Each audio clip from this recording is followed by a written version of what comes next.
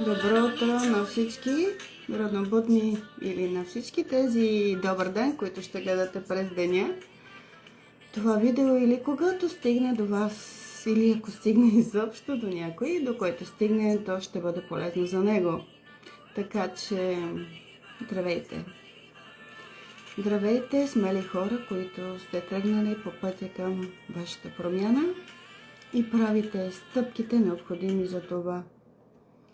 Тръгнали сте по този път, който не е лесен, но пък изгражда в нас сила, твърдост, увереност и започва да създава човека, който желаем да бъдем. Човека, който сме дошли да бъдем на тази земя и преражда душата, която надгражда себе си чрез всяка една опитност, за да може да се издигне на други нива на съзнание. Не е лесно, да. Преминаваме през доста турбуленции, преминаваме през доста така наречени катаклизми в живота ни. И всичко това е с цел, за да може да се извади есенцията от нас, за да може да се извади най-доброто от всеки един от нас и всеки един от нас да създаде новото аз, което да бъде много по-добра версия на предишното аз. И ние за това сме дошли тук. Не да се сравняваме с другите, не да се борим с другите, не да се съревноваваме с другите, не да водим битки и войни и да затриваме в материята. А сме дошли да работим върху себе си и върху собственото развитие, като се трудим. Но преди това ставаше не само през труда и през борбата. За тези, които преминат напред, вече ще спре тази трудност, ще спре тази борба и ще има приемане и любов. В момента изграждаме търпение, лоялност, грижовност. Изграждаме всички онези добродетели, вяра, чистота, и които са ни нужни, за да можем да станем, както казах и преди това, нещо по-ново, по-светло, по-чисто. Да искаме да излеземе като лотоса от кълта и да се издигнем и да разцъфнем като едно прекрасно цвете, което всъщност е нашата душа, и тя да се покаже цялата тази изящност, цялата тази прелест, която е в нея. Защото в нашия корен, в нашата дълбока същност, ние сме тези прекрасни цветя, лотоси, които са дошли тук да открият себе си отново и да се издигнат на по-ново ниво. Преди време, когато започнах да се интересувам от духовността и започнах да изучавам първо религиите, след това духовните насоки, дао и всички други останали, и стигах винаги до едно заключение, че всички говорят за едно и също нещо, но всеки го е пресъздал по неговия си начин, според неговото виждане, според неговите преживявания, според неговите уроци, които е трябвало да научи. И стигах до заключението винаги, че ние сме едно и че Бог е един и че източникът е един. И всичко останало е подразделение и пътища, по които хората трябва да достигнат до заключенията, че Бог е любов и ние трябва да станем любов. Бог е светлина и ние трябва да станем светлина и трябва да се свържем със себе си отново.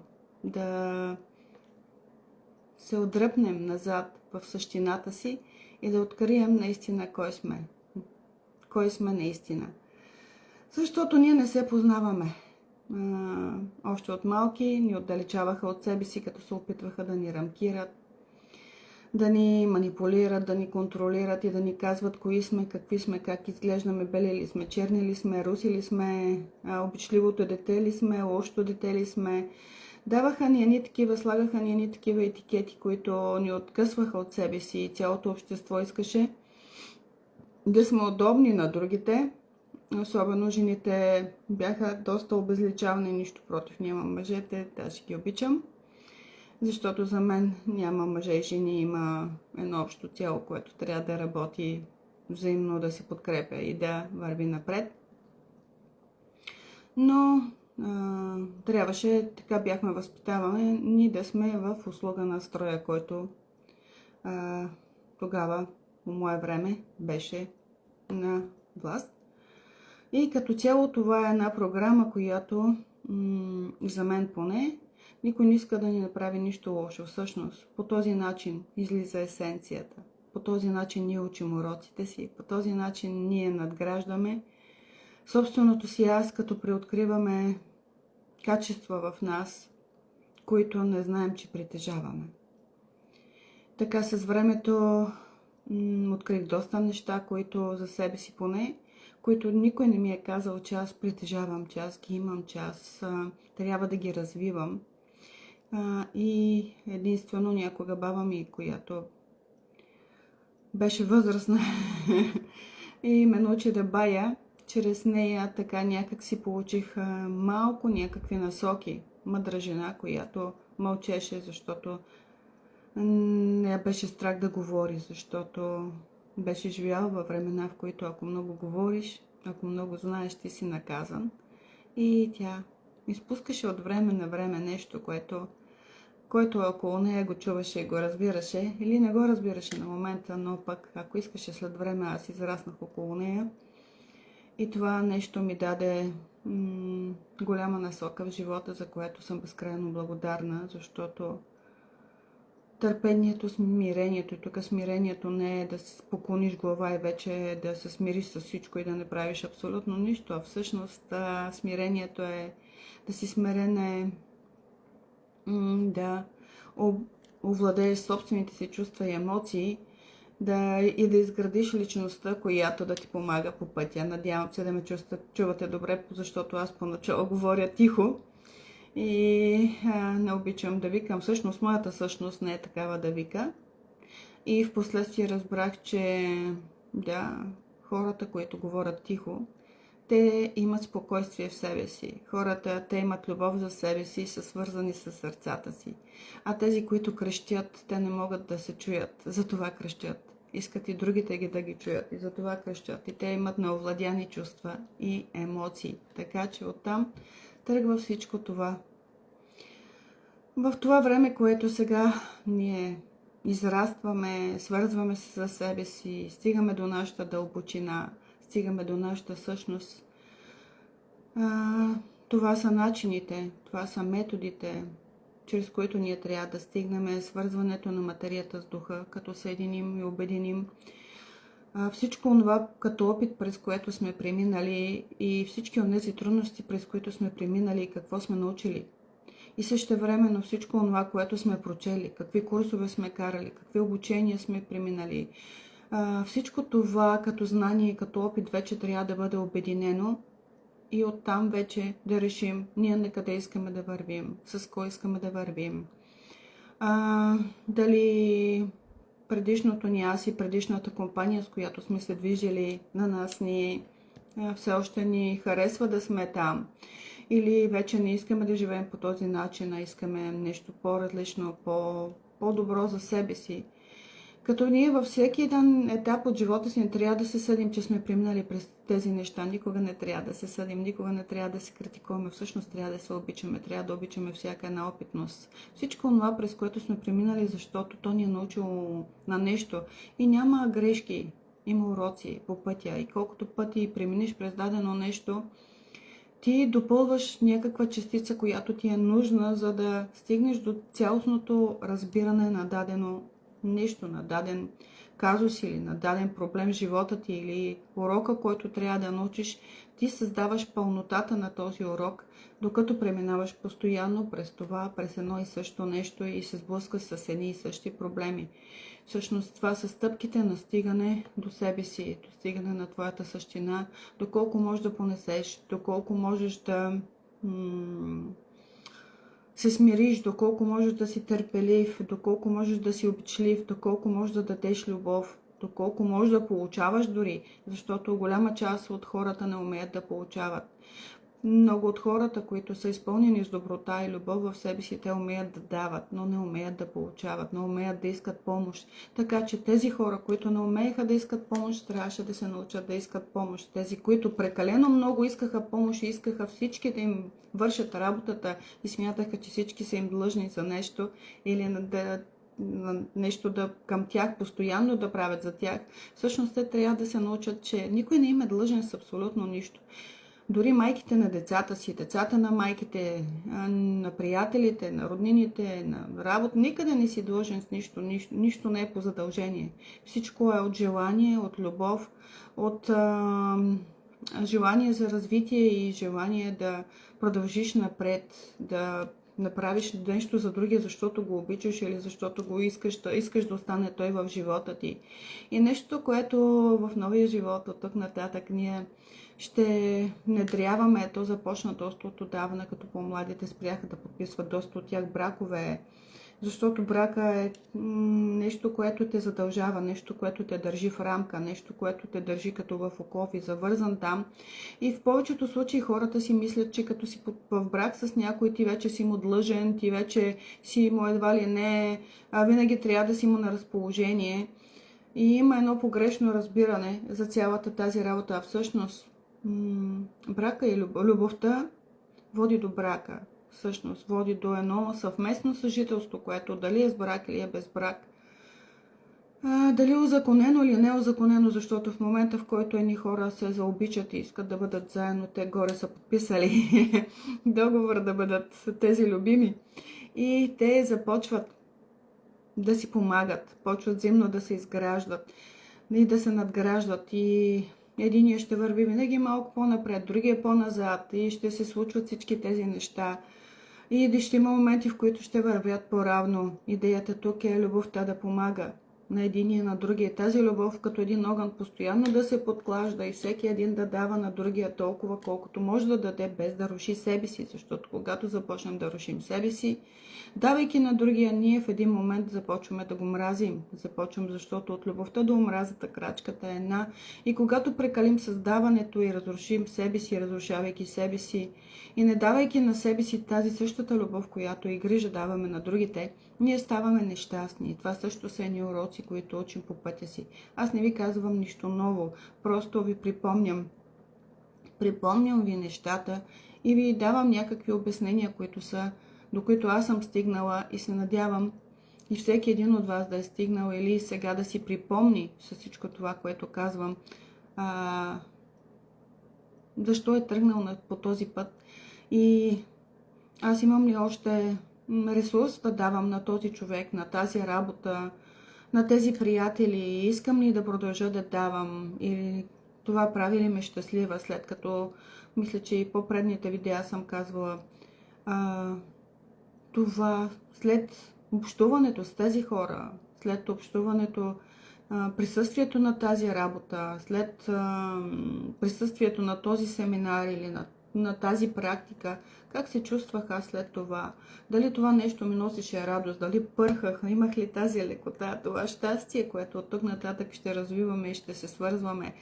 Колкото повече се свързваме с нашата вътрешна същност, колкото повече се свързваме с нашата интуиция, толкова повече ние ще започваме да ставаме леки, ефирни, ще ни е леко, ще ни е спокойно, защото ние ще започваме да събираме нашите разпиляни аспекти, защото разпиляването на същността на човека води до също това, тая тъга, болка, мъка, обърканост и нежелание за напред, движение напред и невиждане на пътя, защото когато не си цялостен, се прераздал на толкова много места, а понякога това идва и в прераздаване в предишни животи и замръзването на частички от душата, когато нещо травматично се е случило в предишен живот и ние в констелацията отработваме това нещо, за който не знам, се занимавам с семейни бизнес констелации, медитации, много неща правя. Бая, гадая, всичко това тръгна от съвсем малкото баяне, което баба ми предаде, а то всъщност се оказа, че не е толкова малко, а оттам нататък се разви гледане на кафе, гледане на карти, дори не беше нужно да уча и съм безкрайно благодарна на една рускиня, която се записах преди години да карах курс при нея. Това е било преди повече от 15 години. Се записах да карам курс при нея. И тя ми каза така, защо искаш да учиш това нещо? И аз си отговарям, да, защото имам желание, ще бъда откровена. Аз гадая на карти, аз работя с карти, но искам да изкарам курс, искам да имам документ за това нещо, но искам да науча нещо ново. Тя каза, ще ти отговоря до няколко дни. Когато ми отговори, тя ми каза, на теб това изобщо не ти е нужно. Ти си го работила и в предишен живот. Ти го знаеш това нещо. Просто се свържи с него, позволи си да се свържи с тази енергия и тя ще потече. Защо ви казвам всичко това? Защото, за да се свържем с нашето минало аз, за да се свържем с енергията и с всичките тези дарби и таланти, с всичката тази опитност, която носим в себе си, и тя е тук в нашата сърдечна чакра, тя е тук в нашия акаш, тя съдържа в нашото ДНК. Ние трябва просто да притихнем, трябва да се успокоим, трябва да изградим вярата в себе си, увереността, че ние се чуваме, че ние се разбираме, че ние чуваме ясно посланията и ги разбираме. И когато се свържим с тази енергия, тя започва да тече към нас и, както казаше една моя позната при виждането след време, защото ходейки във Варна и в други градове, в Бургас, в София, в Пловдив, да правя констелации групови, тя ми казва, Леля, ти пак си апгрейднала нещо, пак си напреднала, пак вадиш нови неща.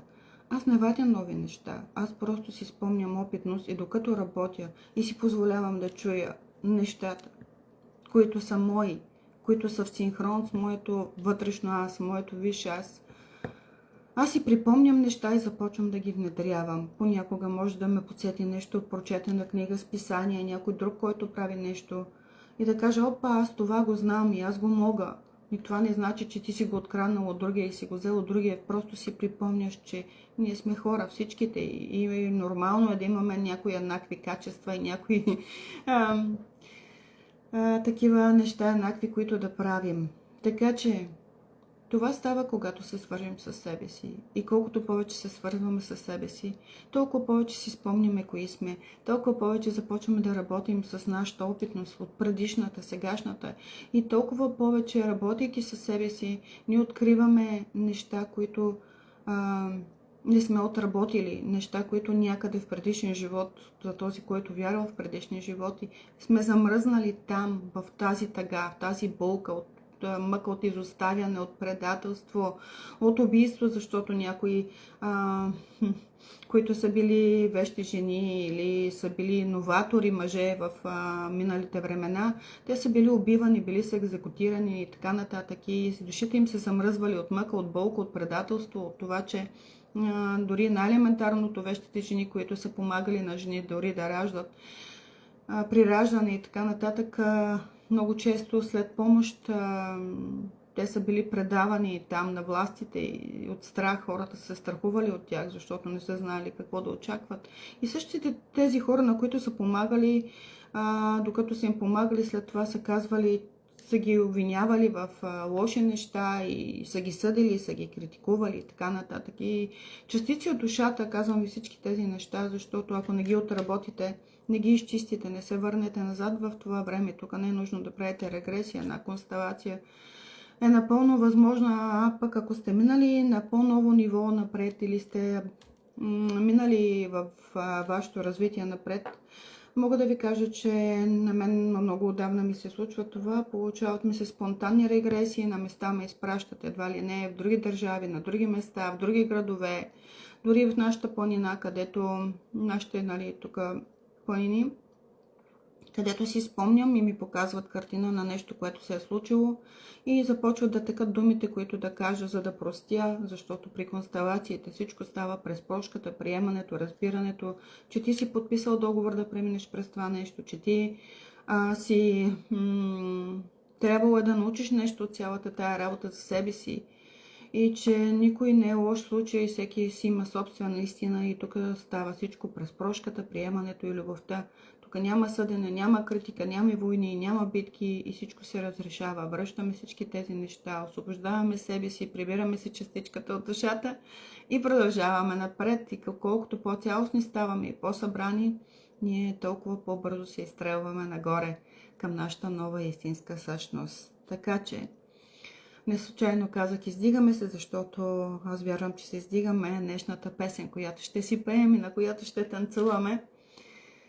И съм много щастлива, че ги открих тези песни манифестации, защото се оказа, че много хора правят, но правят по чужбина. В България почти нямаме, за съжаление, такива песни манифестации, които да... песни за манифестиране на новата реалност. Имаме много утвърждения, с които и аз преди много години започнах. Даже си ги пазя, всичко си пазя, защото така или иначе работя с клиенти и на много от клиентите давам всички тези неща. Имам си офис над 20 години тук в град Пазарджик, в който съм родена и отраснала. И тук тези утвърждения, 100 утвърждения, позитивни, това е било преди над 15, може би 19-20 години, когато си ги разпечатах, като ги открих. И много трудно открих как да си ги разпечата, за да ги имам. И това нещо ми помагаше, четех си ги. И не случайно, те помагат на всички. Но не само четенето, в последствие осъзнах, че трябва да вложиш и емоция положителна, трябва да вложиш и вяра, трябва да вложиш и увереност и да искаш да се промениш, за да започнеш да си представиш и картини, за да стане всичко това много по-бързо. Но това са пак процеси и етапи на развитие. Стъпките, аз наричам всичко стъпки. Не случайно създадох преди около 4-5 години 44 картите, 44 стъпки към моето добро самочувствие, защото аз имах нужда да изградя моето добро самочувствие. И когато го изградих, аз вече знаех стъпките, по които се стъпва и се ходи, за да се постигне това добро самочувствие. А нямаш ли добро самочувствие, няма как да продължиш напред. Това е пак един аспект от душата, който трябва да си прибереш и да се събереш, за да станеш цялостен, цялостна. И така, ако някой от вас има въпроси, ако някой от вас иска да говорим по дадена тема, ако някой от вас го интересува нещо, нека да напише, нека да ми пише. Ще поговорим на тези теми. И аз не казвам, че знам всичко. Аз знам неща, през които аз съм преминала. Опитности, през които аз съм преминала.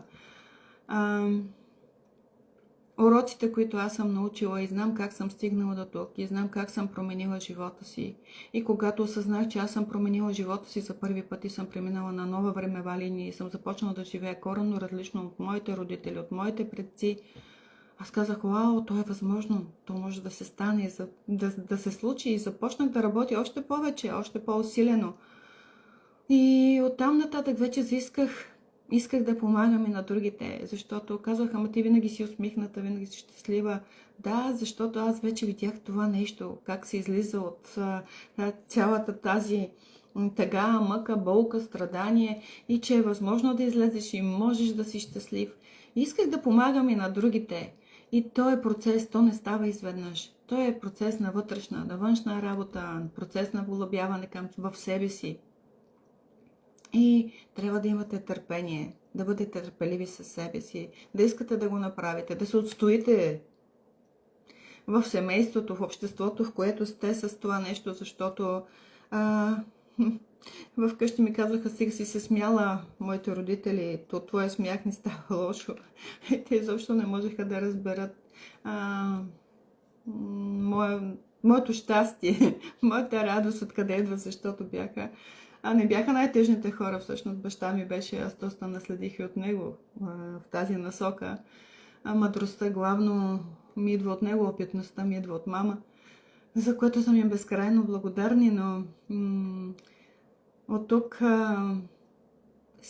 всеки един първо се среща с тръните, когато започне да иска да става по-различен, когато иска да върви по своя път. На другите това не е удобно. Те искат да го върнат в старото, в трудното, в мъчното, не разбират неговото желание за полет. И минаваш през страните, аз така го наричам, през подлите. Всички твои близки почват да те будат, да те обвиняват, да те съдят, а дори ме следеха мои близки, да не би да съм в някаква секта.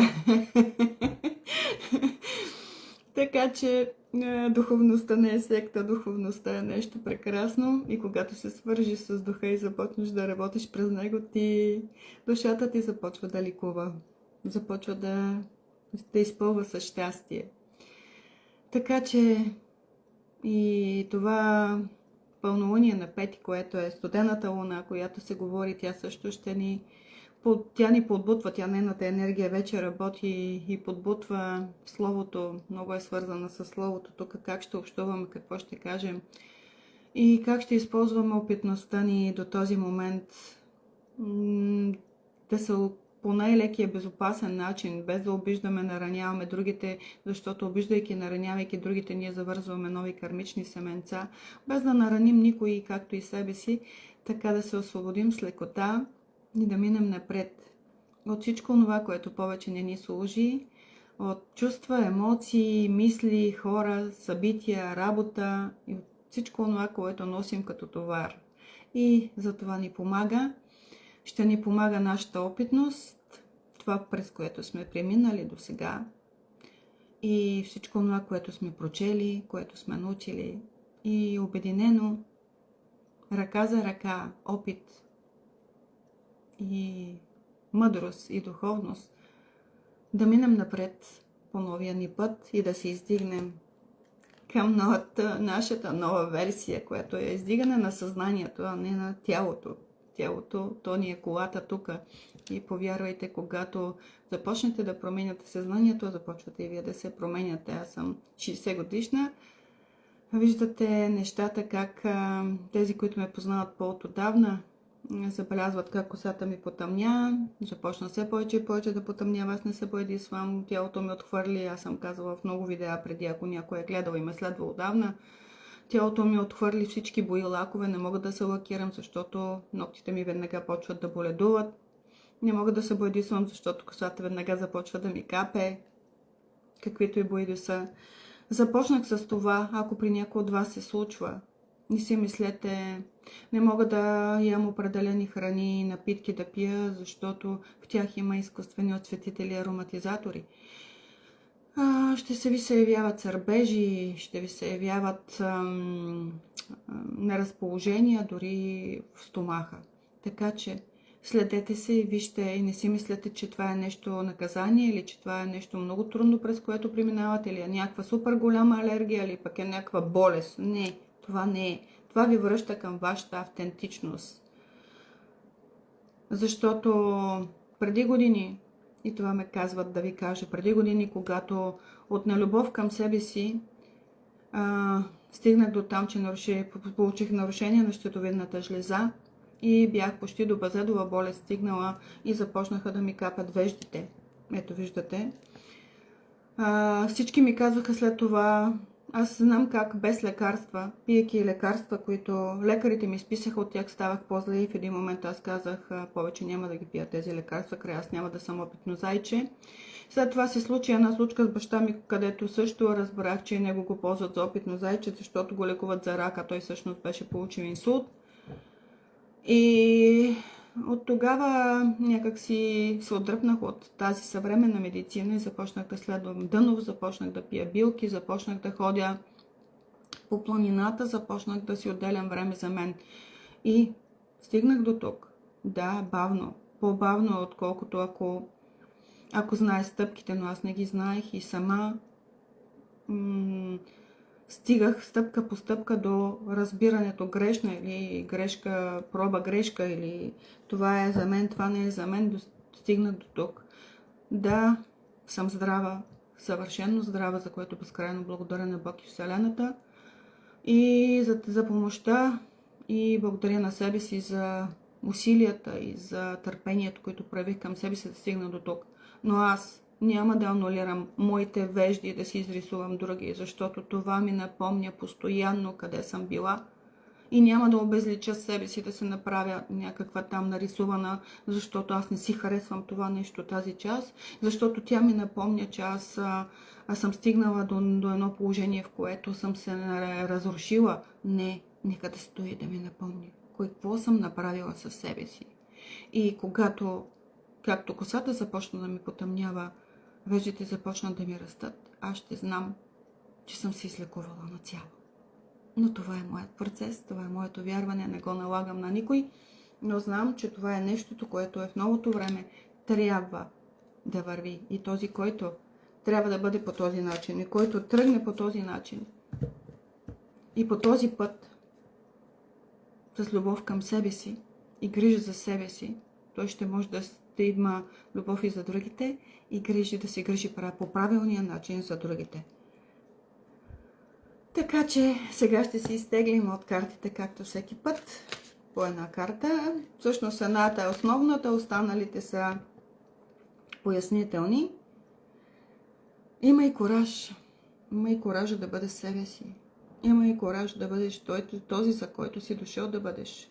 Имай коража да продължиш напред. Имай коража да се промениш без страх. Имай коража да бъдеш този, който искаш да бъдеш. Следващата карта е не прави саможертва. Саможертвата какво е?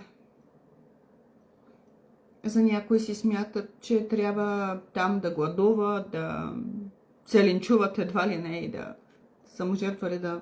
Саможертвата е понякога да останеш в тишината, или да не се храниш 1-2 дни, или няколко часове, или да се отделиш от другите, да останеш самота. Саможертвата е нещо, което да жертва себе си за самия теб. Да, ще остана в тишина тук 1 час, ще жертвам, защото до сега сме били в ролята на жертвата и това ли не е за нас, това е жертване. Защото вече излизаме от всички тези роли, от тези капани. Да останеш и да направиш това нещо за теб, което да ти помогне. Имай кораж да го направиш, да ти помогне да се свържиш с теб, с твоята. Имай кораж, ето вижте тук смъртта, да видиш, че ти си смъртен. Имай коража да видиш, че ти се променяш, че ти се трансформираш. Имай коража да видиш, че ти преминаваш към своя нова версия. И това, че правиш определени неща, не значи, че ти си в ролята на жертва. Постави разбиранията си под съмнение. Имай кораж да поставиш някои разбирания, и някои рамки, които да са те рамкирали твоите родители, или са те обществото, или близките ти, или всички разбирания, до които си имал до този момент. Имай коража да ги поставиш под съмнение. Имай коража да поставиш под съмнение твоята същност, дали си това, което ти наистина виждаш, че си. Защото ние наистина, ако не разгърнем пласт от себе си и не премахнем пласт от себе си, няма как да разберем кои сме наистина. Няма как, ако не премахнем тези пластове от мъка, болка, да излезем от ролите на жертвата, агресора. И от всички тези роли, които са фалшиви, които играем, и от всички тези маски, които сме сложили, няма как да разберем кои сме наистина. И няма как да минем напред. Така че имайте коража да направите всички тези неща.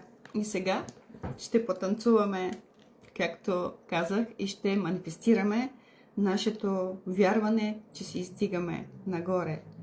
И така, готови ли сте за танц? Хайде!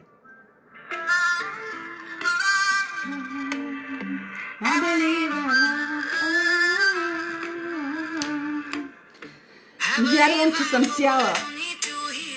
Нямам нужда да се лекувам. Вярвам, че съм богата и това е истина. Вярвам, че съм създател и това не е моето его. Вярвам, че командвам как да продължи живота ми. Няма нужда да доказвам на никой, че аз мога да се променя. Няма нужда да доказвам на някой, че аз се издигам. Вярвам, че аз съм лека, ефирна, лек и ефирен и че трябва да мина в моята нова, да премина. Това се пее, който може да си го преведе, да си го пее, а може да си пее нещо, което той иска да манифестира, за да мине напред. Вярвам в себе си и Не се свързвам с лъжите за мен. Аз съм това, което съм. Вярвам, че се издигам и вървя напред. Вярвам това и това ми служи за моето издигане. Самата вяра ме издига в моето издигане.